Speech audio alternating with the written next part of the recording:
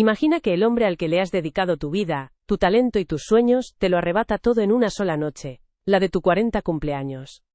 Eso fue exactamente lo que me pasó a mí, Isabel Moreno. Pero en lugar de hundirme, decidí usar los mismos cimientos que construí para él para demoler su imperio. Esta es la historia de cómo lo hice.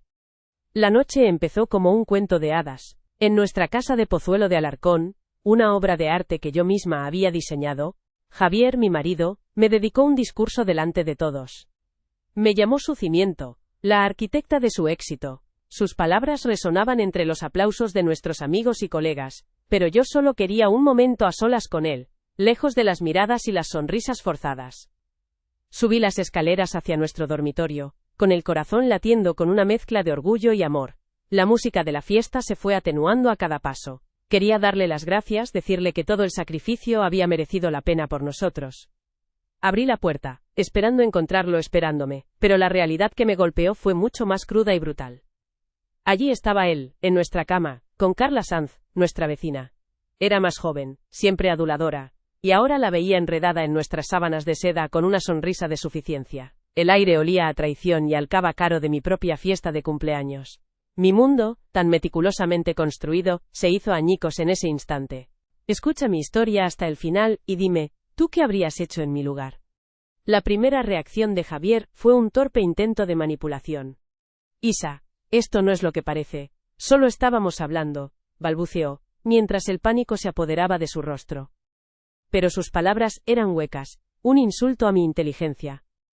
Carla, por otro lado, no dijo nada. Simplemente se cubrió un poco más con la sábana, mirándome con una victoria descarada en sus ojos. El grito que quería soltar se quedó atrapado en mi garganta. Abajo el silencio repentino indicó que la confrontación se había oído. La humillación ya no era privada. Se había convertido en un espectáculo para todos los que minutos antes brindaban por mí. Mi vida, tal y como la conocía, se derrumbó con el eco de esa puerta abierta. Yo no siempre viví rodeada de lujo. Crecí en un barrio obrero de Valencia, donde aprendí a encontrar la belleza en la lógica de las estructuras y el orden de los planos. Fui un prodigio del diseño, una chica que veía el mundo en ángulos y cimientos. La arquitectura no era solo mi profesión, era mi lenguaje. Me pagué la carrera con becas y trabajos precarios. Fue en la facultad donde conocí a Javier. Él era el encanto, la ambición, el don de gentes. Yo era el genio silencioso, la que podía transformar un trozo de papel en un edificio emblemático. Nos complementábamos, o eso creía yo. Éramos la pareja perfecta destinada al éxito. Tras casarnos, fundó el Grupo Moreno. Yo acepté ser su socia en la sombra, la mente creativa sin crédito oficial. Durante 15 años, diseñé cada proyecto galardonado, identifiqué los terrenos más rentables y estructuré los modelos financieros que lo convirtieron en un titán del sector inmobiliario. Mi nombre no estaba en ningún papel, pero mi alma estaba en cada ladrillo. Sacrifiqué el reconocimiento público por lo que consideraba un sueño compartido. Confiaba en él, en nuestro amor. Creía que construíamos un futuro juntos, ladrillo a ladrillo, plano a plano. Qué ingenua fui al no darme cuenta de que, para él, yo solo era una herramienta más, la más valiosa, pero reemplazable. La brutalidad de Javier después de aquella noche fue inmediata y calculada. Al no ser socia legal de la empresa, me dejó fuera con una simple llamada a sus abogados. Congeló nuestras cuentas bancarias conjuntas y canceló mis tarjetas de crédito. En cuestión de horas, pasé de ser la señora de la casa a una intrusa. Recibí una orden de desalojo de la casa que yo misma había diseñado. Cada rincón, cada ventana, cada viga había salido de mi mente. Me vi obligada a marcharme con lo puesto y con el coche que, por suerte, estaba a mi nombre. Mis supuestos amigos, leales al dinero y a la influencia de Javier, me dieron la espalda. Acabé en un piso pequeño y destartalado en un barrio que había olvidado que existía. La ironía era cruel. La mujer que diseñaba rascacielos ahora vivía en un lugar donde el sol apenas entraba. Era un recordatorio constante de todo lo que había perdido, de la altura desde la que había caído.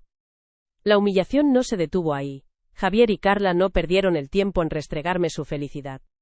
Las redes sociales se llenaron de fotos suyas redecorando mi casa, viajando a los destinos que Javier y yo habíamos planeado visitar durante años. No solo estaban viviendo una nueva vida, estaban borrando activamente la mía. La publicación era una puñalada. Ver a Carla posando en mi salón, eligiendo nuevos muebles para el dormitorio que compartimos, era una tortura psicológica diseñada para romperme por completo. Querían asegurarse de que entendiera que mi tiempo había pasado, que ya no existía en el mundo que había ayudado a crear. Pero Javier cometió un error garrafal, uno nacido de su propia arrogancia. Me subestimó. Pensó que, sin dinero ni contactos, yo era inofensiva. Olvidó mi naturaleza meticulosa, mi necesidad de documentar y archivar cada paso de mi proceso creativo y profesional.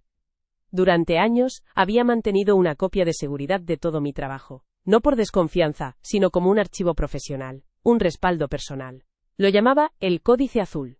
Era un disco duro encriptado e ignífugo que contenía mucho más que simples planos y diseños. Allí guardaba cada boceto original, cada proyección financiera sin editar, y cada correo electrónico relevante del Grupo Moreno. Era la prueba irrefutable de que yo era la verdadera arquitecta de ese imperio. Pero el disco contenía secretos mucho más oscuros y peligrosos para Javier. Dentro de El Códice Azul, se encontraba la evidencia de cada atajo que Javier tomó para maximizar sus beneficios. Tenía documentos que probaban el uso de materiales de calidad inferior en proyectos de construcción masivos, pruebas de sobornos pagados a inspectores municipales para que miraran hacia otro lado. También había un mapa detallado de las cuentas *offshore*, donde escondía los beneficios no declarados a Hacienda. Ese disco no era solo un registro de mi trabajo, era un libro de contabilidad de sus pecados, un arma que él ni siquiera sabía que existía. Mi motivación ya no era el dolor, sino una furia fría y silenciosa, la furia de una creadora que ve cómo su legado ha sido corrompido y robado. Decidí que no iba a llorar por el pasado, iba a usar mi conocimiento para construir su destrucción. Desaparecí por completo del radar. Vendí el coche, mi último vínculo con mi vida anterior, para conseguir algo de capital. No me moví como una víctima que busca compasión, sino como una depredadora que estudia a su presa y espera el momento perfecto para atacar. Mi primer paso fue la infiltración. Con mi profundo conocimiento del sector, no me costó conseguir un puesto de consultora de bajo nivel en la principal firma de ingeniería que trabajaba para Javier. Mi objetivo era su obra cumbre, la Torre Áurea, un gigantesco rascacielos de lujo que estaba en construcción. Nadie me reconoció. Había cambiado mi aspecto, usaba mi segundo apellido y mantenía un perfil bajo. Desde dentro tenía acceso a los planos actualizados, a los informes de obra, y lo más importante, al flujo de información interna. Era un fantasma dentro de su propia maquinaria. El siguiente movimiento fue filtrar información. Creé una identidad anónima y contacté con un periodista de investigación joven y ambicioso, conocido por no tener miedo a los poderosos. Le envié la primera píldora de El Códice Azul, pruebas irrefutables del uso de hormigón defectuoso en los cimientos de la Torre Áurea. El escándalo estalló. La noticia corrió como la pólvora, provocando una investigación oficial y la paralización inmediata de la construcción. Las acciones del Grupo Moreno se desplomaron en cuestión de horas. El primer pilar del imperio de Javier empezaba a temblar, y él no tenía ni idea de dónde venía el golpe. Mientras él lidiaba con la crisis financiera, yo abrí un segundo frente, el social. Investigué a Carla, y descubrí lo que sospechaba. Tenía un historial de estafadora de poca monta, especializada en seducir a hombres adinerados para vivir de ellos. Tenía un patrón claro y varias víctimas anteriores. Recopilé las pruebas y las filtré, esta vez a un popular blog de cotilleos local. La historia de la cazafortunas se hizo viral. La reputación de Carla quedó destrozada al instante.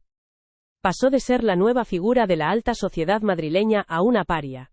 Una vergüenza para el círculo elitista al que tanto ansiaba pertenecer. El castillo de naipes de Javier se desmoronaba. La presión mediática era asfixiante, los inversores estaban nerviosos, y su nueva y glamurosa pareja se había convertido en un lastre público. Él luchaba desesperadamente por controlar la hemorragia, pero yo ya estaba preparando el golpe de gracia, el que lo aniquilaría para siempre.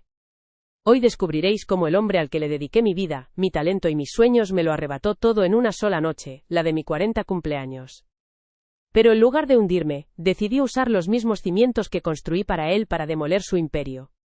Esta es la historia de cómo lo hice. La noche empezó como un cuento de hadas. En nuestra casa de Pozuelo de Alarcón, una obra de arte que yo misma había diseñado, Javier, mi marido, me dedicó un discurso delante de todos. Me llamó su cimiento, la arquitecta de su éxito. Sus palabras resonaban entre los aplausos de nuestros amigos y colegas, pero yo solo quería un momento a solas con él, lejos de las miradas y las sonrisas forzadas. Subí las escaleras hacia nuestro dormitorio, con el corazón latiendo con una mezcla de orgullo y amor. La música de la fiesta se fue atenuando a cada paso. Quería darle las gracias, decirle que todo el sacrificio había merecido la pena por nosotros. Abrí la puerta, esperando encontrarlo esperándome, pero la realidad que me golpeó fue mucho más cruda y brutal. Allí estaba él, en nuestra cama, con Carla Sanz, nuestra vecina. Era más joven, siempre aduladora, y ahora la veía enredada en nuestras sábanas de seda con una sonrisa de suficiencia. El aire olía a traición, y al cava caro de mi propia fiesta de cumpleaños. Mi mundo, tan meticulosamente construido, se hizo añicos en ese instante. Escucha mi historia hasta el final y dime, ¿tú qué habrías hecho en mi lugar? La primera reacción de Javier fue un torpe intento de manipulación. Isa, esto no es lo que parece. Solo estábamos hablando. Balbuceó, mientras el pánico se apoderaba de su rostro. Pero sus palabras eran huecas. Un insulto a mi inteligencia. Carla, por otro lado, no dijo nada. Simplemente se cubrió un poco más con la sábana, mirándome con una victoria descarada en sus ojos. El grito que quería soltar se quedó atrapado en mi garganta. Abajo el silencio repentino indicó que la confrontación se había oído. La humillación ya no era privada, se había convertido en un espectáculo para todos los que minutos antes brindaban por mí. Mi vida, tal y como la conocía, se derrumbó con el eco de esa puerta abierta. Yo no siempre viví rodeada de lujo. Crecí en un barrio obrero de Valencia, donde aprendí a encontrar la belleza en la lógica de las estructuras y el orden de los planos. Fui un prodigio del diseño, una chica que veía el mundo en ángulos y cimientos. La arquitectura no era solo mi profesión, era mi lenguaje. Me pagué la carrera con becas y trabajos precarios. Fue en la facultad donde conocí a Javier. Él era el encanto, la ambición, el don de gentes. Yo era el genio silencioso, la que podía transformar un trozo de papel en un edificio emblemático. Nos complementábamos, o eso creía yo. Éramos la pareja perfecta destinada al éxito.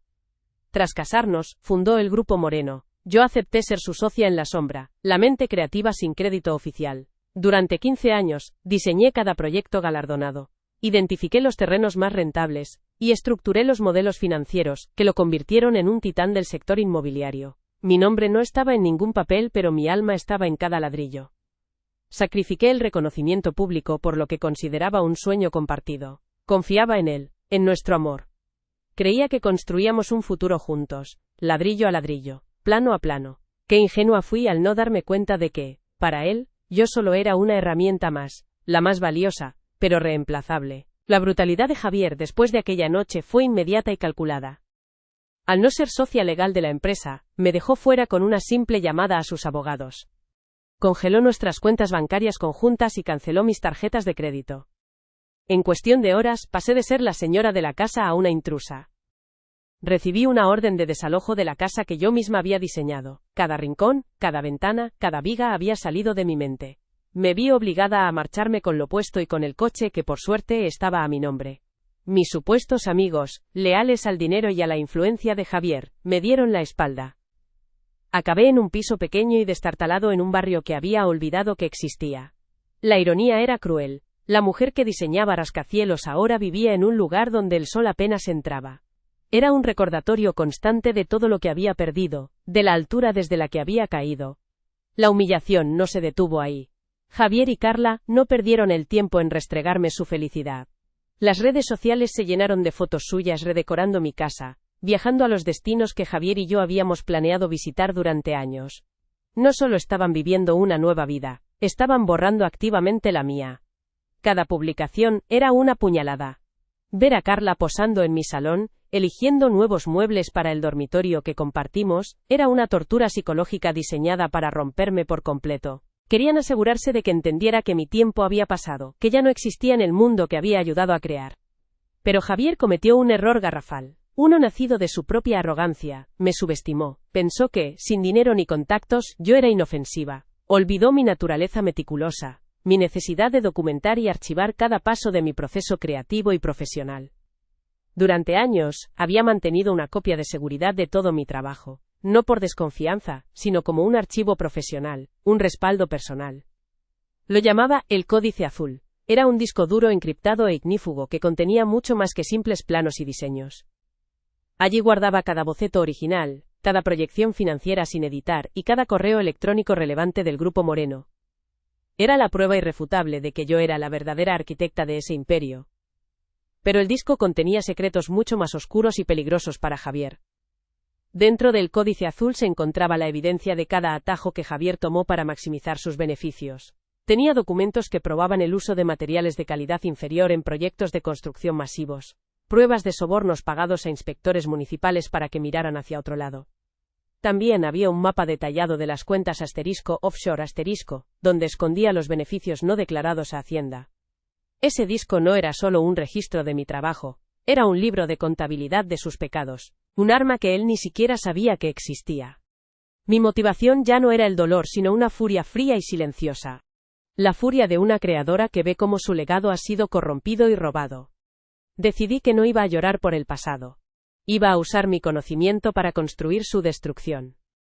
Desaparecí por completo del radar. Vendí el coche, mi último vínculo con mi vida anterior, para conseguir algo de capital. No me moví como una víctima que busca compasión, sino como una depredadora que estudia a su presa y espera el momento perfecto para atacar. Mi primer paso fue la infiltración. Con mi profundo conocimiento del sector, no me costó conseguir un puesto de consultora de bajo nivel en la principal firma de ingeniería que trabajaba para Javier. Mi objetivo era su obra cumbre, la Torre Áurea, un gigantesco rascacielos de lujo que estaba en construcción. Nadie me reconoció. Había cambiado mi aspecto, usaba mi segundo apellido y mantenía un perfil bajo. Desde dentro tenía acceso a los planos actualizados, a los informes de obra, y lo más importante, al flujo de información interna. Era un fantasma dentro de su propia maquinaria. El siguiente movimiento fue filtrar información. Creé una identidad anónima y contacté con un periodista de investigación joven y ambicioso, conocido por no tener miedo a los poderosos. Le envié la primera píldora de El Códice Azul, pruebas irrefutables del uso de hormigón defectuoso en los cimientos de la Torre Áurea. El escándalo estalló. La noticia corrió como la pólvora, provocando una investigación oficial y la paralización inmediata de la construcción. Las acciones del Grupo Moreno se desplomaron en cuestión de horas. El primer pilar del imperio de Javier empezaba a temblar, y él no tenía ni idea de dónde venía el golpe. Mientras él lidiaba con la crisis financiera, yo abrí un segundo frente, el social. Investigué a Carla y descubrí lo que sospechaba. Tenía un historial de estafadora de poca monta, especializada en seducir a hombres adinerados para vivir de ellos. Tenía un patrón claro y varias víctimas anteriores. Recopilé las pruebas y las filtré, esta vez a un popular blog de cotilleos local. La historia de la cazafortuna se hizo viral. La reputación de Carla quedó destrozada al instante. Pasó de ser la nueva figura de la alta sociedad madrileña a una paria, una vergüenza para el círculo elitista, al que tanto ansiaba pertenecer. El castillo de naipes de Javier se desmoronaba. La presión mediática era asfixiante. Los inversores estaban nerviosos, y su nueva y glamurosa pareja se había convertido en un lastre público. Él luchaba desesperadamente por controlar la hemorragia, pero yo ya estaba preparando el golpe de gracia, el que lo aniquilaría para siempre. Imagina que el hombre al que le has dedicado tu vida, tu talento y tus sueños, te lo arrebata todo en una sola noche, la de tu 40 cumpleaños. Eso fue exactamente lo que me pasó a mí, Isabel Moreno. La noche empezó como un cuento de hadas en nuestra casa de Pozuelo de Alarcón, una obra de arte que yo misma había diseñado. Javier, mi marido, me dedicó un discurso delante de todos, llamándome su cimiento, la arquitecta de su éxito. Sus palabras resonaron entre aplausos, pero yo solo quería un momento a solas con él. Subí las escaleras hacia nuestro dormitorio, con el corazón latiendo con una mezcla de orgullo y amor. La música de la fiesta se fue atenuando a cada paso, y yo solo pensaba en darle las gracias, en decirle que todo el sacrificio había merecido la pena por nosotros. Abrí la puerta esperando encontrarlo esperándome, pero la realidad que me golpeó fue mucho más cruda y brutal. Allí estaba él, en nuestra cama, con Carla Sanz, nuestra vecina. El aire olía a traición y al cava caro de mi propia fiesta. Mi mundo se hizo añicos. La primera reacción de Javier fue un torpe intento de manipulación, un insulto a mi inteligencia. Carla, por otro lado, no dijo nada, simplemente se cubrió con la sábana, mirándome con una victoria descarada en sus ojos. El grito que quise soltar se quedó atrapado en mi garganta, pero abajo, el silencio repentino indicó que mi humillación ya no era privada, sino un espectáculo para todos los que minutos antes brindaban por mí. Escucha mi historia hasta el final y dime, ¿tú qué habrías hecho en mi lugar? Antes de que mi vida se convirtiera en los planos de una venganza, yo era una chica de Valencia que encontraba más poesía en una viga de acero que en un verso. Crecí en un barrio obrero, donde el horizonte estaba limitado por las fachadas de ladrillo visto y las grúas del puerto. Mi padre era carpintero, y me enseñó que cualquier cosa sólida y duradera empieza con una buena estructura.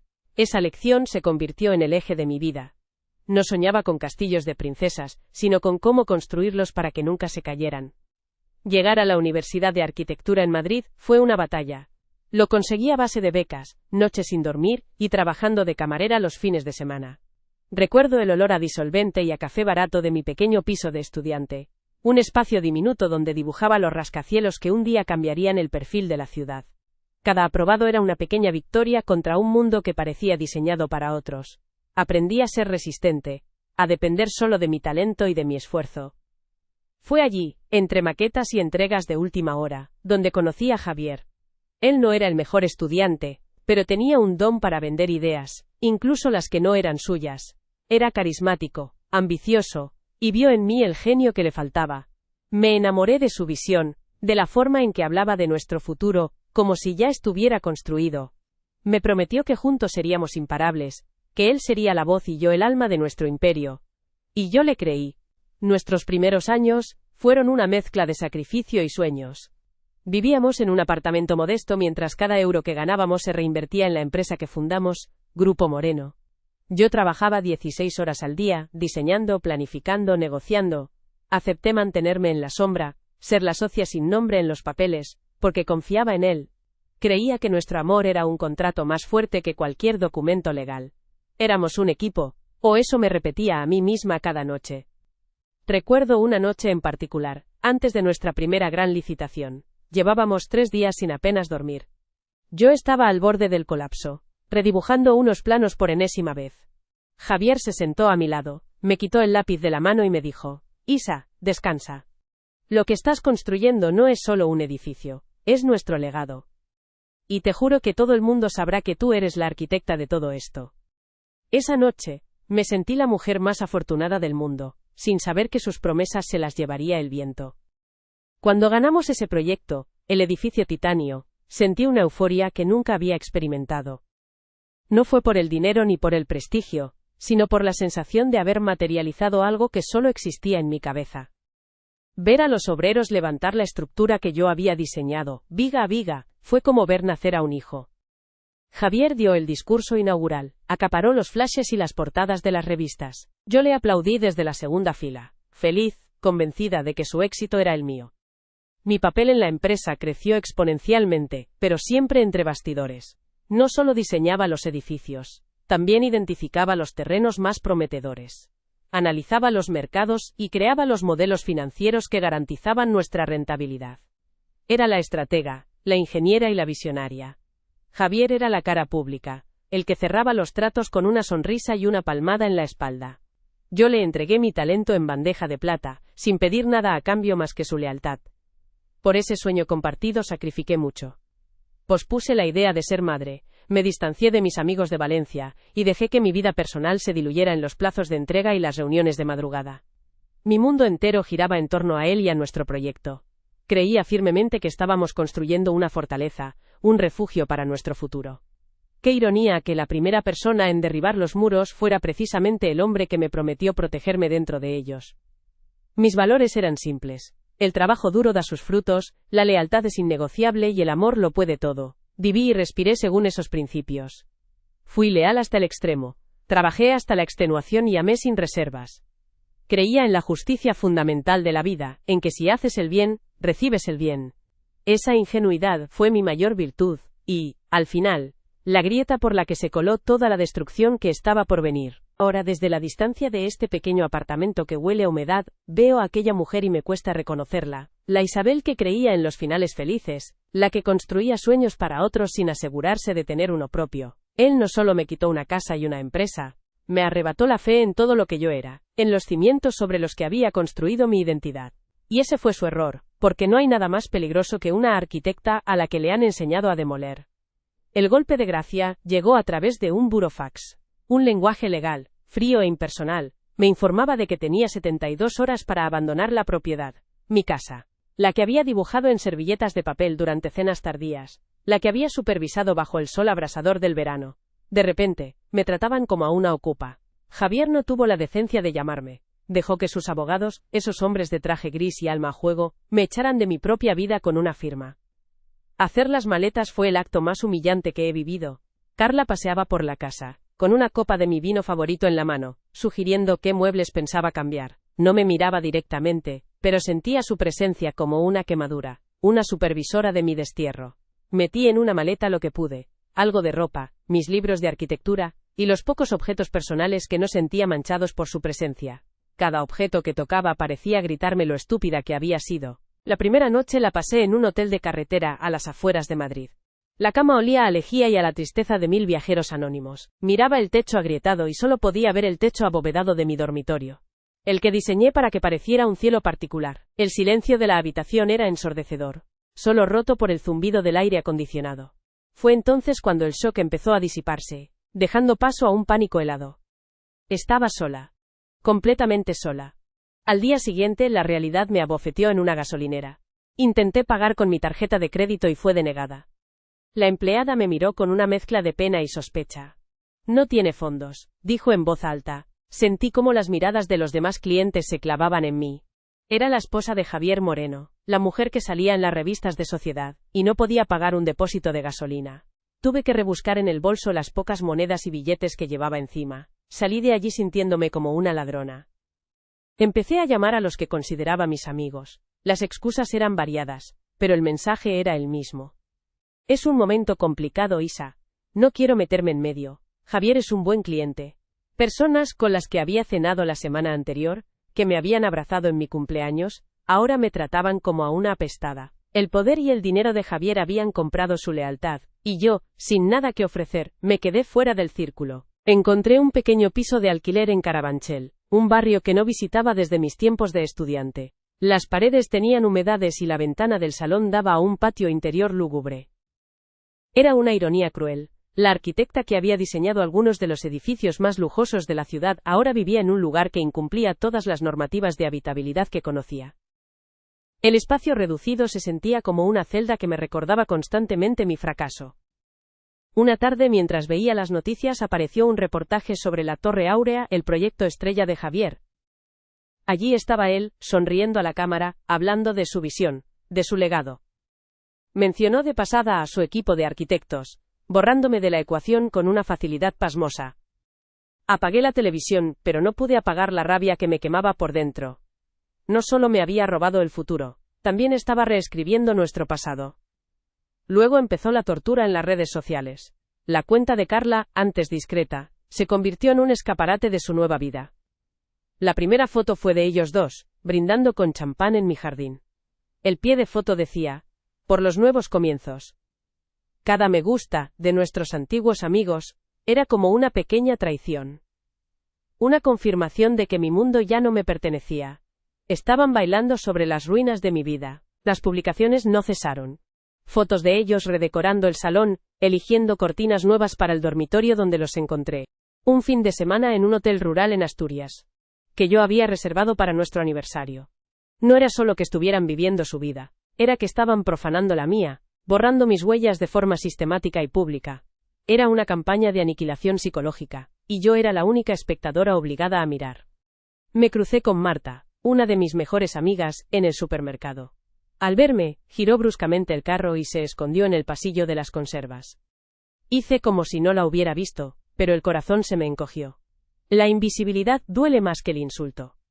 Te convierte en un fantasma, en un recuerdo incómodo que la gente prefiere evitar. Estaba siendo borrada no solo de los papeles y las fotos, sino también de la memoria colectiva de la gente. Para sobrevivir, tuve que vender las pocas joyas que tenía. Recuerdo la mirada del tasador mientras examinaba el collar que Javier me regaló por nuestro 10º aniversario. El diseño es bueno, pero el valor está en la marca, dijo. Me dio una cantidad ridícula por un objeto que había simbolizado una década de amor y trabajo. Salí de la tienda con el dinero en el bolsillo y una sensación de vacío absoluto. Estaba vendiendo mi pasado a trozos para poder pagar el alquiler. Mi abogada fue clara y descorazonadora. Sin mi nombre en las escrituras de la empresa y con un régimen de separación de bienes que firmé sin leer, engañada por la confianza, no tenía casi nada que reclamar. Legalmente, era su esposa, no su socia, me explicó. Podemos luchar por una pensión compensatoria, pero será una batalla larga y sucia. El sistema estaba diseñado para proteger a hombres como él, para validar sus mentiras. Una noche toqué fondo. El dinero se acababa. La soledad era asfixiante, y el desfile de su felicidad en Internet no paraba. Me derrumbé en el suelo de la cocina, llorando hasta que no me quedaron lágrimas. Por primera vez, pensé en rendirme, en aceptar que había perdido, que él había ganado. Me sentí pequeña, impotente y completamente rota. El peso de la injusticia era demasiado grande para soportarlo sola. Fue entonces, mientras navegaba sin rumbo por Internet con el móvil, cuando vi la foto que lo cambió todo. Era Carla, en una gala benéfica, llevando el broche de diamantes y zafiros que había pertenecido a mi abuela. Se lo había dejado en el joyero de la casa, pensando que estaría a salvo. Ver esa joya, un pedazo de mi herencia familiar, adornando el vestido de esa mujer, fue como recibir una descarga eléctrica. Las lágrimas se secaron de golpe. La tristeza se evaporó, reemplazada por una furia fría, cortante como el cristal. Ya no sentía pena por mí misma, sentía el poder de una rabia pura y concentrada. No iban a destruirme. No iban a borrar quién era ni de dónde venía. Ese broche no era solo una joya, era un símbolo. Y acababan de cometer el error, de recordarme que aún tenía cosas por las que luchar. En medio de esa rabia, un recuerdo emergió con una claridad cegadora: el códice azul, el disco duro. Mi archivo personal, mi copia de seguridad de 15 años de trabajo. No era solo un respaldo, era mi diario de guerra profesional. Lo había guardado en un trastero que pagaba en efectivo anualmente. Un pequeño secreto que ni Javier conocía. La esperanza, una emoción que creía muerta, comenzó a latir de nuevo. Al día siguiente, fui al trastero. El lugar olía a polvo y a cosas olvidadas. Allí, en una caja de seguridad ignífuga, estaba el disco. Sostenerlo en mis manos fue como recuperar el control. Pesaba poco, pero contenía el peso de un imperio. Contenía la verdad. Contenía cada plano, cada correo, cada presupuesto. Y contenía, sobre todo, cada uno de los atajos ilegales de Javier. De vuelta en mi piso, conecté el disco duro a mi viejo portátil. La pantalla se iluminó con miles de archivos, con la arquitectura de mi vida y de su corrupción. Mientras navegaba por las carpetas, la imagen de la víctima empezó a desvanecerse. Ya no era la mujer abandonada que lloraba en el suelo. Era la arquitecta que conocía cada viga, cada cimiento y cada punto débil de la estructura. Pasé toda la noche revisando los documentos. El hormigón de mala calidad, los sobornos a los inspectores, las cuentas en paraísos fiscales. Todo estaba allí, meticulosamente archivado por mi propia obsesión por el detalle. Javier había construido su imperio sobre mis cimientos, pero se había olvidado de que yo también sabía cómo demolerlo. No necesitaba un ejército de abogados. Necesitaba un plan. Desde la ventana de mi apartamento, miré el perfil de la ciudad que yo había ayudado a dibujar. Vi las luces de los edificios que nacieron en mi mente. Ya no sentía dolor al mirarlos, sentía una determinación gélida. Él me había quitado mi casa, pero yo le iba a quitar su reino. La partida no había terminado. De hecho, mi primer movimiento estaba a punto de empezar. Javier cometió un error garrafal, uno nacido de su propia arrogancia. Me subestimó. Pensó que, sin dinero ni contactos, yo era inofensiva. Creyó que al despojarme de mi estatus, me había despojado de mi intelecto. Olvidó que la misma mente que diseña un rascacielos, es una mente que entiende de estructuras, de cimientos, y sobre todo, de puntos de ruptura. Olvidó que yo no solo construía, sino que documentaba cada paso del proceso con una precisión casi obsesiva. Durante años, había mantenido una copia de seguridad de todo mi trabajo.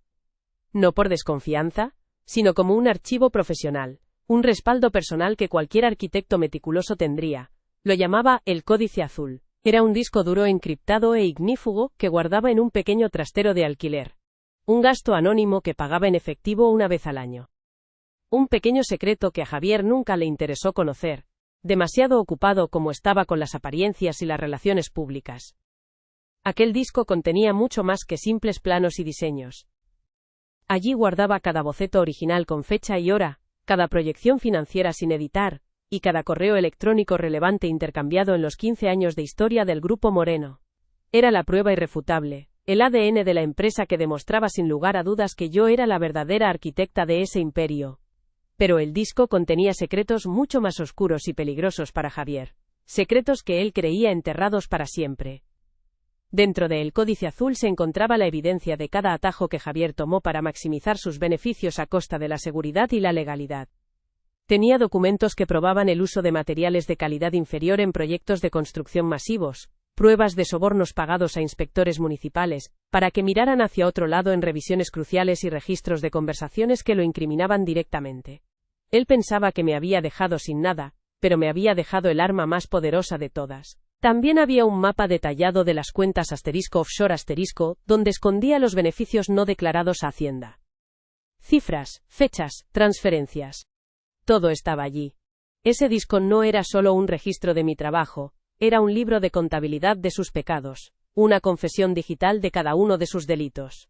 Un arma que él ni siquiera sabía que existía, guardada en una caja metálica en un suburbio olvidado de Madrid. Su arrogancia fue mi mejor aliado. Nunca imaginó que la artista tuviera un plan de contingencia. Mi motivación ya no era el dolor de la traición, sino una furia fría y silenciosa. Era la furia de una creadora que ve cómo su legado ha sido corrompido y robado, cómo la belleza de sus diseños se había manchado con la fealdad de la codicia. Decidí en ese momento que no iba a llorar más por el pasado. Iba a usar el conocimiento que él tanto había despreciado para construir, pieza por pieza, su destrucción. La víctima había muerto, en su lugar había nacido una estratega. Desaparecí por completo del radar. Corté la poca comunicación que me quedaba con nuestro antiguo círculo social. Vendí el coche, mi último vínculo tangible con mi vida anterior, para conseguir algo de capital. No me moví como una mujer despechada que busca compasión, sino como una depredadora que estudia a su presa desde la distancia, aprendiendo sus rutinas, identificando sus debilidades, y esperando pacientemente el momento perfecto para atacar. El tiempo de las lágrimas había terminado. Mi primer paso fue la infiltración. Con mi profundo conocimiento del sector inmobiliario y de las empresas con las que trabajábamos, no me costó conseguir un puesto de consultora de bajo nivel en la principal firma de ingeniería que trabajaba para Javier. Mi objetivo era su obra cumbre, su proyecto más ambicioso, la Torre Áurea, un gigantesco rascacielos de lujo que estaba en sus primeras fases de construcción. Era el símbolo de su poder, y yo iba a convertirlo en el símbolo de su caída. Nadie me reconoció. Había cambiado mi aspecto, usaba mi segundo apellido, Martínez, y mantenía un perfil deliberadamente bajo. Era solo una más entre cientos de empleados. Desde dentro tenía acceso a los planos actualizados, a los informes de obra, y lo más importante, al flujo de información interna. Era un fantasma dentro de su propia maquinaria, la arquitecta invisible que ahora se preparaba para demoler su propia creación desde los cimientos. El siguiente movimiento fue contactar con la prensa. Creé una identidad anónima, un alias digital imposible de rastrear, y busqué al periodista adecuado, uno joven, ambicioso y con fama de no tener miedo a los poderosos. Le envié la primera píldora de El Códice Azul, una pequeña muestra de su poder, pruebas irrefutables del uso de hormigón defectuoso en los cimientos de la Torre Áurea. La primera grieta en el imperio de Javier Moreno estaba a punto de abrirse. El golpe final no fue una filtración anónima, sino una entrega formal. Con El Códice Azul en un maletín, me presenté en la Fiscalía Anticorrupción. No fui como una exmujer despechada, sino como una ciudadana con pruebas de un fraude masivo. Entregué los documentos que probaban los sobornos a funcionarios, la evasión fiscal a través de paraísos fiscales y el blanqueo de capitales. Cada archivo era un clavo en el ataúd de Javier. Mientras el fiscal revisaba los documentos, no sentí alegría, sino la fría satisfacción de un arquitecto que ve cómo los cálculos de una demolición controlada son perfectos. Desesperado, con los inversores huyendo y los bancos exigiendo el pago de sus deudas, Javier convocó una rueda de prensa de emergencia. Eligió el escenario más simbólico, la obra paralizada de la Torre Áurea. Quería proyectar una imagen de control, de un líder que se enfrenta a la adversidad. Lo vi por televisión desde mi pequeño apartamento, con una copa de vino barato en la mano. Se subió al atril, con su traje impecable y su sonrisa forzada, listo para vender otra de sus mentiras, sin saber que ya no era el dueño del escenario, sino el protagonista de su propia ejecución pública. Mientras pronunciaba su discurso lleno de falsas promesas y ataques a fuerzas anónimas que querían destruirle, las pantallas gigantes detrás de él cambiaron. El logo de su empresa fue reemplazado por un titular de Última Hora. La Fiscalía imputa a Javier Moreno por fraude, soborno y organización criminal. El murmullo de los periodistas se convirtió en un caos. Su móvil, sobre el atril, empezó a iluminarse con una avalancha de mensajes de inversores que retiraban su apoyo en tiempo real. Su rostro se descompuso. El hombre que lo controlaba todo, acababa de perder el control delante de todo el país. Lo que él no sabía es que, mientras su mundo se derrumbaba, el mío se reconstruía. Usé una pequeña herencia de mi abuela, un dinero que Javier siempre despreció por considerarlo insignificante, para crear una sociedad instrumental. Con los bancos en pánico, dispuestos a vender la deuda tóxica del Grupo Moreno por una fracción de su valor, mi empresa la compró toda. De la noche a la mañana, me convertí en la principal acreedora de su imperio en ruinas. Legalmente, la Torre Áurea, su sueño, y ahora su pesadilla era mía. Lo encontré días después, de pie en medio del esqueleto de hormigón de su rascacielos, estaba destrozado, una sombra del hombre que fue. Al verme, solo pudo preguntar con un hilo de voz: ¿por qué, Isa? ¿Por qué todo esto? No levanté la voz. Lo miré a él, y luego, a la estructura inacabada que se alzaba sobre nosotros. Construiste un imperio sobre mis cimientos, le dije, con una calma que lo heló. Deberías haber sabido que diseñé una secuencia de autodestrucción. Me di la vuelta y me marché, mientras a lo lejos oía las sirenas de la policía que venían a por él,